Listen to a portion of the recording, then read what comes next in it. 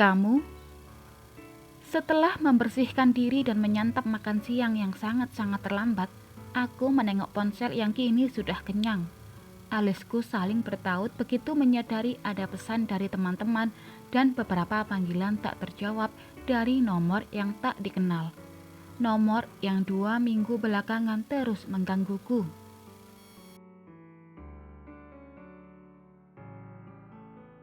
Sekelebat nama mantan suami masuk seenaknya dalam kepalaku.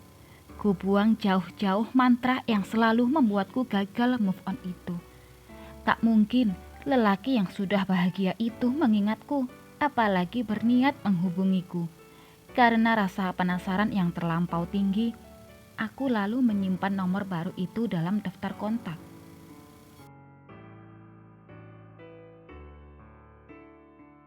Nomor asing.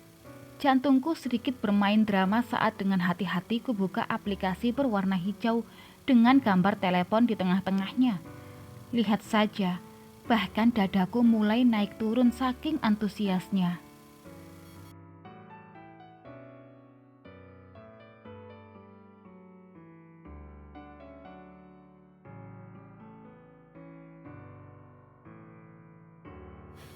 Hanya foto seorang lelaki yang setengah wajahnya sengaja ditutup dengan tangan.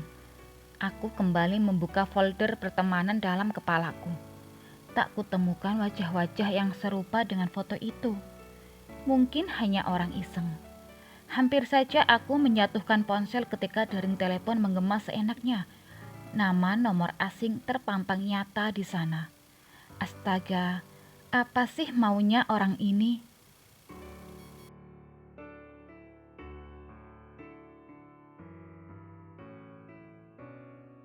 Sengaja kuusap tanda merah. Aku tak mau menjadi korban keisengan lelaki tak jelas. Namun sepertinya lelaki itu tak henti-hentinya mengusikku. Ya, putusku kemudian. Rista? Eh,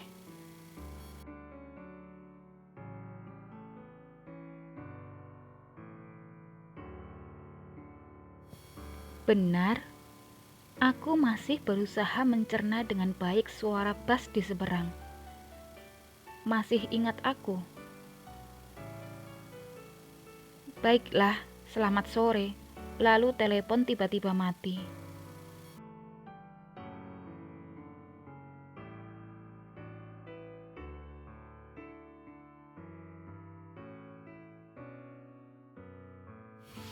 Aku mengelus keningku yang kembali bertalu-talu. Belum sempat aku mengenal si pemilik suara, tapi orang itu sudah lebih dulu mengakhiri panggilannya. Padahal, untuk mengetahui seseorang lewat suara butuh beberapa kali perbincangan agar kita tahu dan hafal dengan si pemilik suara itu. Aku kembali meletakkan ponsel dan pergi ke halaman. Mawar-mawarku sedang bermekaran dan lebih butuh tanganku daripada si penelepon itu.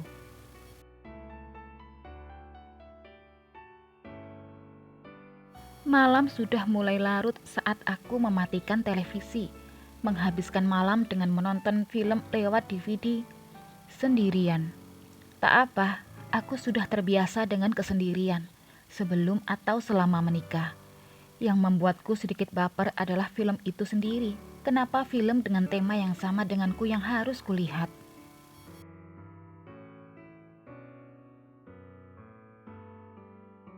Ini gara-gara Laras yang menyuruhku menyempatkan menonton film tentang berbagi suami agar aku tahu sejauh mana hatiku bersuara. Yang justru kurasakan saat ini adalah aku tetap kesal dan marah dengan si wanita kedua. Apapun dan bagaimanapun alasan mereka menikah, tetap salah di mataku.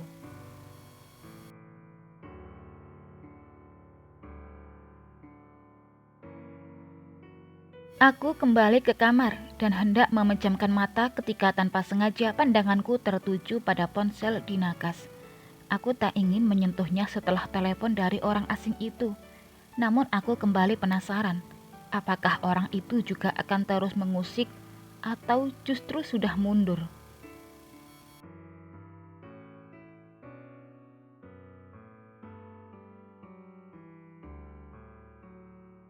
Rista, Bisa kita bertemu sebentar malam ini? Rista, boleh saya meneleponmu? Rista, apakah kamu sedang sibuk? Jangan lupa beristirahat. Selamat malam.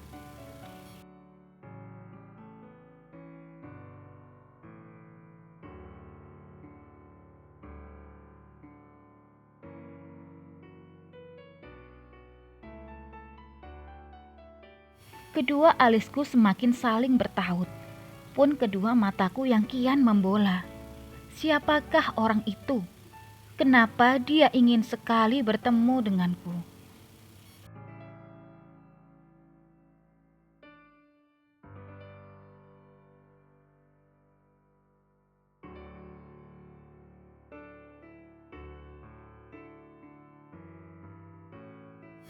Senin yang indah berubah menjadi sedikit kacau gara-gara saat aku membuka mata, pesan dari orang itu kembali muncul. Kali ini tak hanya mengucapkan selamat pagi, namun juga ucapan untuk bertemu di kantor. Aku semakin bingung tentu saja. Sejauh yang kuingat, aku tak pernah memberikan nomor baruku kepada orang lain selain teman-teman kantor.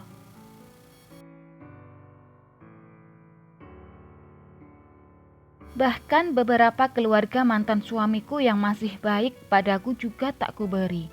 Aku memang ingin bangkit, melupakan lelaki yang sudah rela melepasku.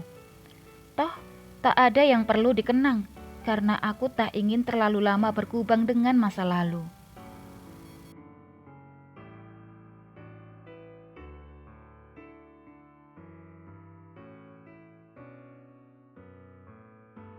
Aduh, aku mengusap hidungku yang agak sakit karena tak sengaja menubruk punggung seseorang. Melamun di dalam lift membuatku lupa untuk lebih berhati-hati saat keluar. Punggung yang berbalut jas biru tua itu berbalik, lalu dengan sedikit malu, aku memberanikan diri menatap matanya.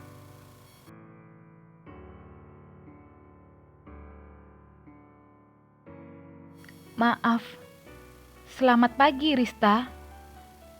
Ya Tuhan, kenapa harus seperti ini pertemuan kedua kami? Aku mengedarkan pandangan ke lain arah. Pot bunga di sudut pintu lebih menggoda daripada wajah lelaki yang belakangan membuat moodku naik turun.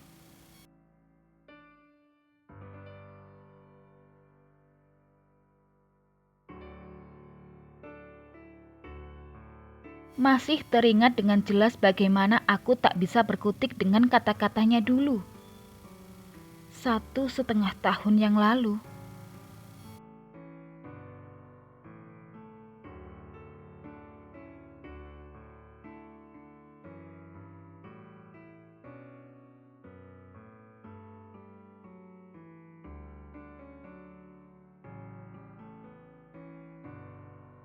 Bahkan aku yang sedang mati-matian untuk membuka folder memori dalam kepalaku tak secuil pun menemukan wajahnya di masa lalu. Sebab di pesta itu, yang ku ingat hanya sakit hati saja. Tak ada yang lain. Kamu sangat cantik malam itu dengan kebaya putih gading yang melekat indah.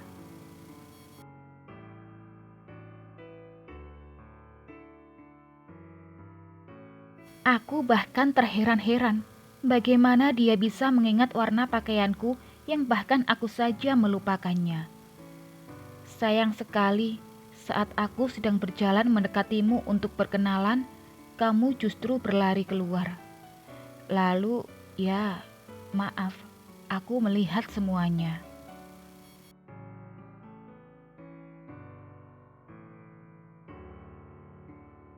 Ingatanku terlempar kembali saat aku dan Ardi tentu saja yang tanpa malu bertengkar di halaman parkir. Bisa dibayangkan bagaimana wajahku saat itu? Saat itu juga aku menyesali pertengkaran itu.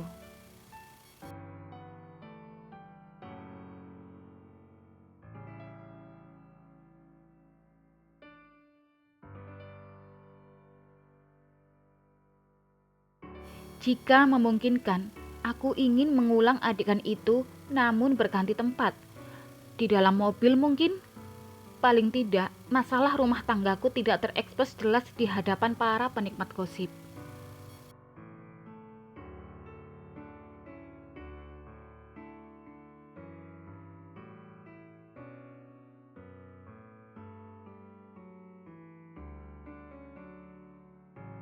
Beruntung dia tidak membahas terlalu jauh tentang hal itu dan kami mengakhiri makan siang dengan tenang.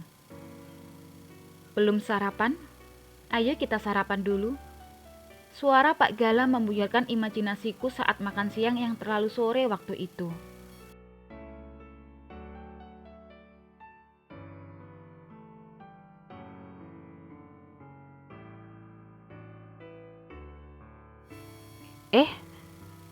Enggak usah Pak, saya sudah sarapan.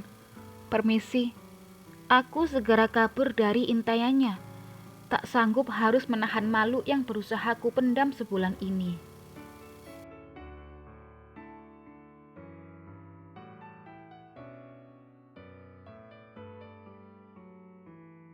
Bersambung. Apakah Gala akan berhenti mengejar Rista? Tunggu di episode berikutnya ya. Terima kasih.